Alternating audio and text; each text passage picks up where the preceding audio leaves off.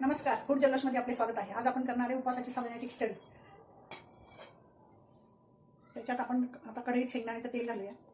तुम्ही तूप पण घालू शकता। यात आपण आता जिरे घालूया। जिरे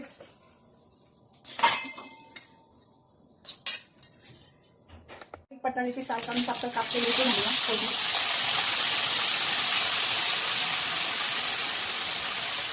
तर कापे ना ते मग लवकर शिजताना करायचं।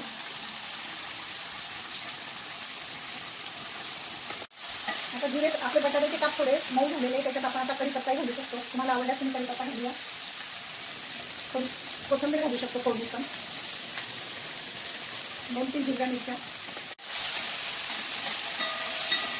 बटाटे छान मऊ शिजण्यासाठी थोडे दुधाचा सप्ता घालूया। त्याच्यात दुधाने खिचडीला छान चव येते। आपला साबुदाणा बघा छान मोकळा झालेला आहे। छान आम्ही 3 ते 4 तास आपण साबुदाणा भिजत घातला होता, तो छान भिजला आहे, मोकळा झालेला आहे। आता आपण जे बटाटे शिजवायला दूध घातलं होतं ते छान आटून गेलेलं आहे। आता त्याच्यात आपण शेंगदाण्याचा कूट बारीक न घालता थोडासा जाडसर घालायचा। जाडसर घातल्यानं कसं आहे, साबुदाणा चिकट होत नाही व तो खायला सगळं जाड छान लागतो। शेंगदाण्याचा कूट आपण आता थोडासा असा परतवून घेऊया।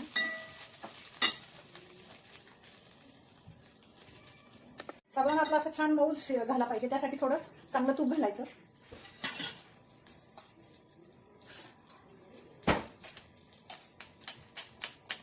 एक चमचा लाल तिखट घालायचं।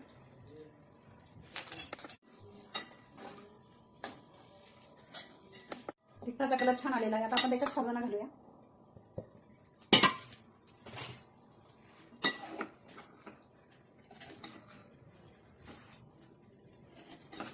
आपण लिंबू घालूया।